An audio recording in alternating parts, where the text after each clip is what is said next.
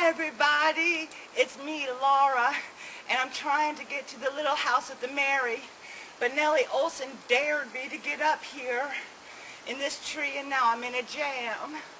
So, once I get down from here, we're going to go inside and make some strawberry jam. That's right, and I think you might notice it, but whenever Bessie stopped making milk and her teeth's all dried up, Pa went and he took her and made cube steak and filet mignon, while Ma took her skin and made my boots. Now they're over 100 years old, and I had to bring them in 2015. See you in a bit. Is this on? Pa never told us how to take care of these video cameras before he left. I guess so. Now that I'm out of the tree, everybody. Hey, it's me, Laura, and I'm back. We just want to go real quick and tell you what you need for your utensils. So, here we go. The first thing you want is a big stock pot, and that is done to sterilize and then preserve your strawberry preserves. And you always want a little pan in the bottom so the jars do not touch the bottom of it. And utensils, you're also going to want a potato masher, or if you live in 2015, a submersible blender. You are going to want a jar, along with lids, along with a jar holder so you don't burn your hands, along with a little magnetized stick to pick up your lids and metals, a funnel to funnel your preserves into your jar. The lids are really, really cheap. You can keep using them. You can't keep using them. You can use the bands in the jars, but you keep buying new lids. And last but not least, we have the air remover and head measurer. Don't you just love measuring the head? It's very important to measure the head, because then it can ruin your food if you get the wrong size head. Now, in addition to all of that, with food, you want some lemon juice. That's to up the acidity to help with the preservation, and it gives a little ting to it too. You want some sugar. This is what we keep our sugar in, not to be confused with the one we keep our cocaine in. And you want just maybe a quarter, just one of those little nips off of butter. I use unsalted butter because after I reached 100, my doctor put me on a low sodium diet. He said that my blood pressure was too high from all those tricks Nellie Olson used to pull on me. Last but not least, you also need your strawberries. The strawberries are the main ingredient. You can buy them by the bag at your local Dollar Tree, so you don't have to run down to Olson's Mercantile. Yay! Then you don't have to see that mean Nellie Olson or her mother, Mrs. Olson.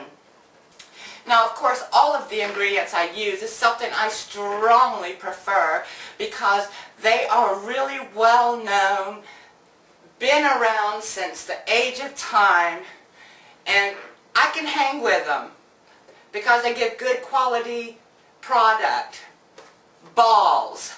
That's right, balls. I use balls jar, and I use balls lid, and I use balls materials. You can buy this utensil all in one, so you don't have to worry about it. You want to take your bag of strawberries, and if they are frozen and not thawed out, thaw them out, but you can keep the juice because it gives extra strawberry goodness to your jam. But here I changed it, and it's a stock pot, and I'm sterilizing the lid, not the lids, but the rings and all of the utensils and jars. We're going to let that go for 10 minutes.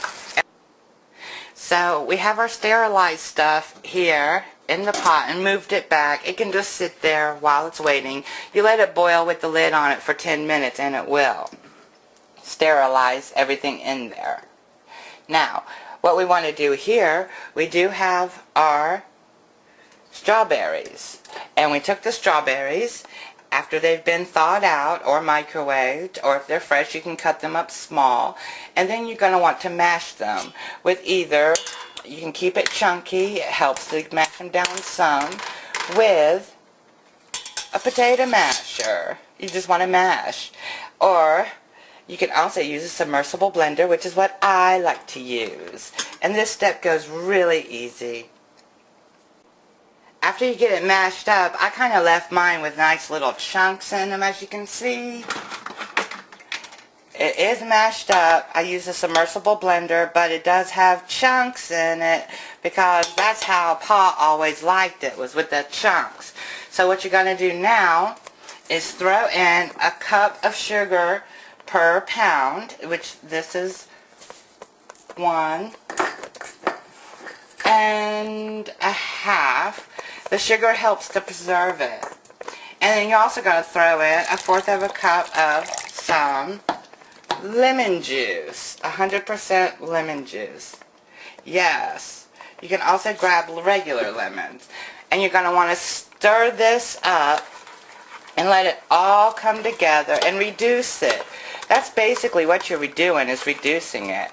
If you do add a little, maybe 1/4 of butter into it to melt, then you won't get a whole bunch of the suds that you get. And the reason you do it in a 5-quart Dutch oven is because the splatters will get everywhere, and this way they won't. You want to slowly raise the temperature as it boils, continuously stirring. You'll notice it gets thicker and thicker as it reduces. It does take about 30 minutes or so, the last time I checked the sundial. So you could spend this time listening to your favorite gay radio show. That's a really big deal. That's incredibly cool. That's awesome. Come on, I did a good job of explaining it too. I do. Sometimes. Now, what does sabotage mean? Where did that come from? Sabotage.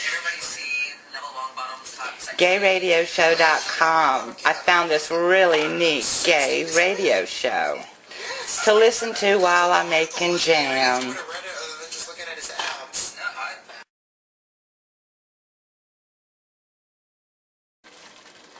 So about 30 minutes later, you'll get it up to maybe this consistency. Yeah, it's nice and thick. You can do the plate test where you just put a little bit on a little saucer that's cold, put it in the refrigerator.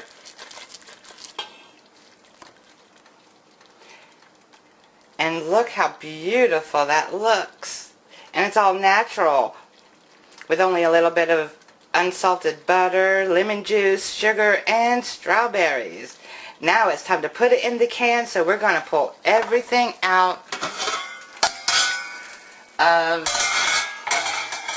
our pot that is sterilized everything, and then we're going to throw our two lids I'm going to do, and I'm going to throw them in this hot water to sit. So by the time I have everything done, it will be ready to put the lid on and cool. That's right, cool. Now when you're doing this, you don't want to pull everything out. You want to grab a set of tongs, just regular tongs, and you can put them out and lay them on a nice clean cloth. And that's how you're going to pull out your jars.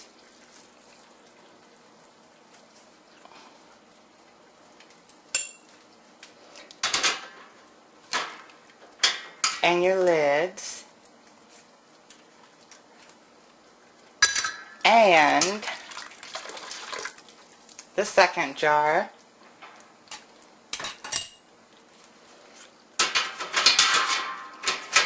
Because if you put your hand in there, it's going to be really, really hot. And you don't want to do that. And what you want to do now is to take and pour out your jams into your jars using your sterilized green holder.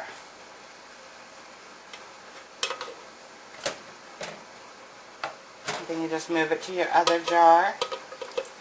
Now, we are going to process this in boiling water bath because it already has enough of its acidity to where it doesn't require pressure for the canning process. You can also, if you're going to eat it really quick and soon, you can just go ahead and put it in a container and refrigerate it. But this is the reason that we say to have your lids ready. Because you want to then take your lid, before you put it on there, you do want to make sure that you go around to get out any water, any kind of air pockets.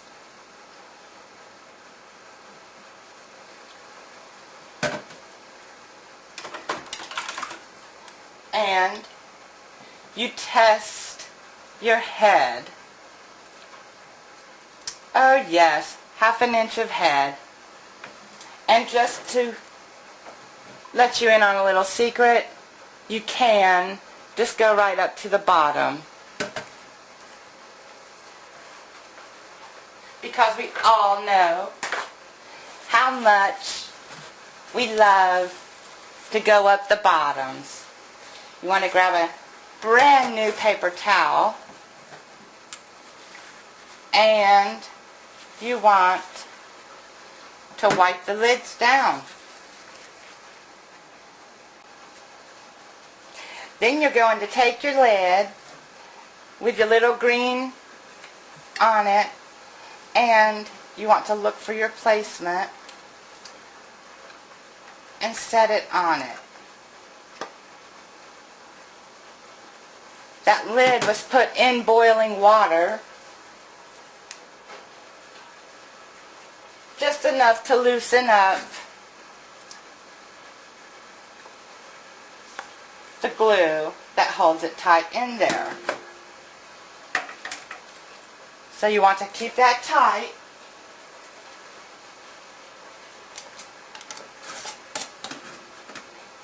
And put your lid on it. You don't have to go super tight with it.